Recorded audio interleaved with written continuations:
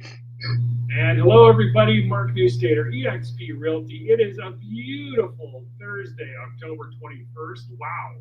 Jane backs this weather. I mean, can you beat it?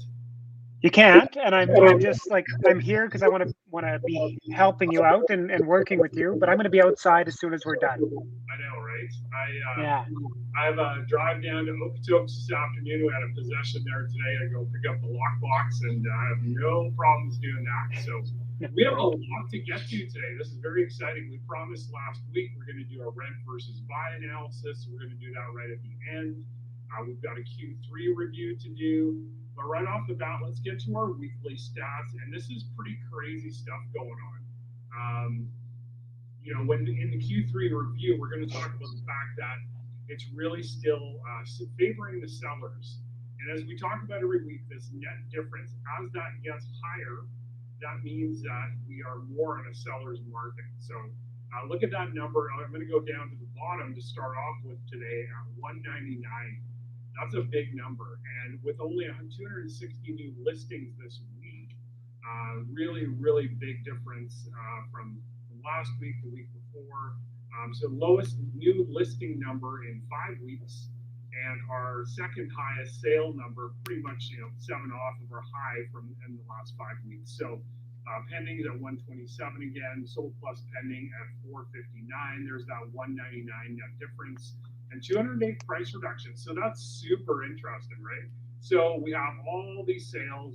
We don't have listings coming on the market, but there still were 208 detached price reductions. So as we've talked about before, this means your price too high.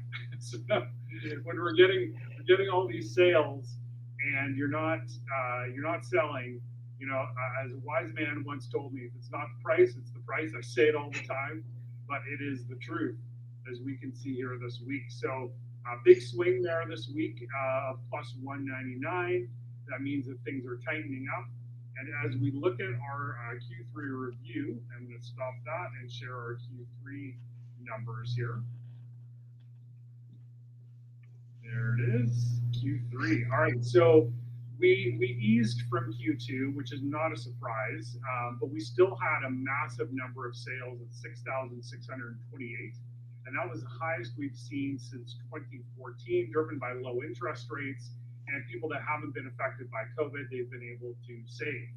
Um, Supply and demand, so that improved a little bit. But buyers, you're still having to put up with these listings that are just not populating and repopulating the market. So that was better, but it's still favoring the sellers. And check out prices, right? So although we saw less sales than we did in Q2, prices still went up 1% and 9% from Q3 2020. I find that 9% actually really interesting because fall last year, or Q3, is when we started to kind of come out of our COVID funk in terms of sales numbers. So that just tells you what 1 year can do. As we talk about later in the show today about renting versus buying, keep that in mind, right? Like 1 year at 9% of gains from a pricing perspective. All right, so that's kind of a quick and dirty on the weekly stats and our Q3 stats. Jane, I'm going to throw your rates up here. 1 second. All right, so rates for this week. Talk to me. Yeah. So, and I apologize in advance if I'm sounding tinny. I'm getting a little bit of a back coming back to me, but you know, it's what I said was happening is happening. Fixed rates are going up a little bit.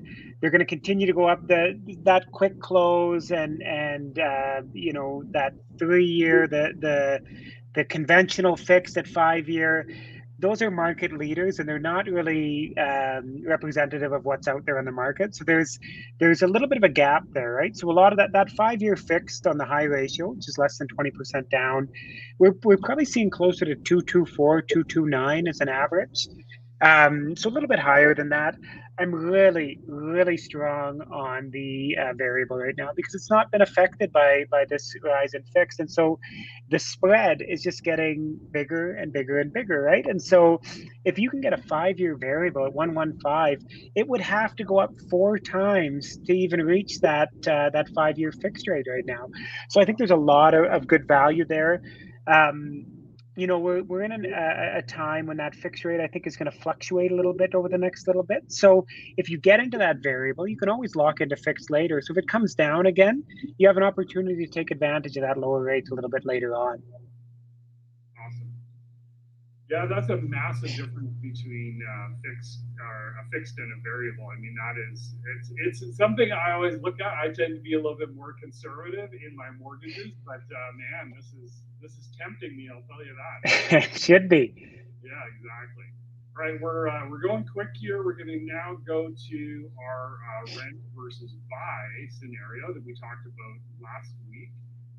So as we throw this up on the screen, so a couple of disclaimers here. So um, Jaden pulled this information, and this is from Realtor.ca and RentFaster and things like that. I can tell you from personal experience, I had a client buy a townhouse in Seaton in Calgary. I think the purchase price was around 380, 385, somewhere in that neighborhood, and she is renting that out. It is a 3-bedroom, 2.5-bath townhouse in Seaton, right across from the high school.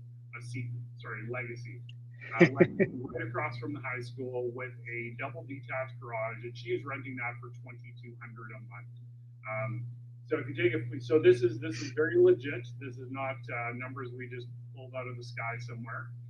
So let's talk about a $400,000 purchase price. You're gonna have to put 20,000 down as a minimum. Talk a little bit about that, James. That's a 5%. Yeah, so yeah, we always know that we're 5% down as a minimum, and there's going to be mortgage insurance with that. So you're gonna have an extra 4% checked on for the mortgage insurance, but that's put into the mortgage already. So when I look at that monthly payment of $1,700, that includes the mortgage insurance already. So there's no bump up aside from that.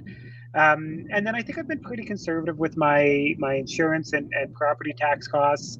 Those are kind of good averages for that kind of value in the communities that we're looking at. And so that 2,100, I think one of the things that you're going to find when we look at the rent to buy, like landlords aren't stupid, right? So that they're know that they're in a competitive market, but they want to make a little bit of money too. So they have all of these costs that we're talking about here. And I think when you look at any kind of pricing across the board, that rental cost is going to be relatively close to what your overall cost will be as a homeowner, right? Yeah, exactly. I'll speak a little bit to that equity. So I have mortgage calculator apps and things like that. So after this 5-year term would be done, with your down payment plus the principal you've paid off, you'd have $80,000 paid down essentially. So if the market does not go up at all, you're at $80,000 equity. But let's say it goes up, your house is now $400,000 house is now worth 420. Well, obviously that's $100,000 of equity. And then on that rental side, your 2,200 a month, your 2,200 security deposit, call it 2,000, 2,200. You're going to pay a little bit for renter's insurance because you still have to insure the contents of your rental. Your total monthly costs are slightly higher actually. And now I should say none of these include utilities. So the assumption is if you're renting a house for 2,200, just like that example I gave in Legacy, that does not include utilities. So they're paying for that over and above, just like you would if you were purchasing a home. But your equity gain is zero. Now, somebody's going to say, well, Mark, I can take my $20,000 and throw that into an RSP or things like that. But absolutely you could. I think that most people probably don't. What is your thought on that, Jay? And that exactly, like that $20,000 that you've saved, the vast majority of people, if they're not goal based, i.e., saving for a down payment, that $20,000 disappears relatively quickly into the abyss, and you don't even know where it went, right? So. Yeah, and honestly, I think we go back to that first slide when you talk about a 9% gain in value year over year, right? So that's not typical, but if you're renting, you you lost that opportunity altogether, and we know in Alberta that real estate over time goes up. Right, it's just a good investment. So there's all of these other parts. You could say, well, you know what, having trouble putting together that down payment, and I'm comfortable renting. I don't want the responsibility, and that's fine. It's going to end up being a little bit more of a wash on a month-to-month basis. But over time, the investment is just fantastic, right? You come out way ahead. Yeah, absolutely. All right. So there, we promised it. There it is. There's a buy versus rent. If you would like that, if you like that screenshot or that slide, please message me, and we can certainly send that to you and give you kind of an evaluation of your particular situation. And reach out to Jaden for any of those mortgage questions, myself for all the real estate stuff, and we did it. Packed it in 10 minutes. Yes, perfect. Awesome. Jaden, you get out there, enjoy your day, and we will talk to you all next week. Thanks for watching, everybody. Yeah, have fun in Okotoks, buddy.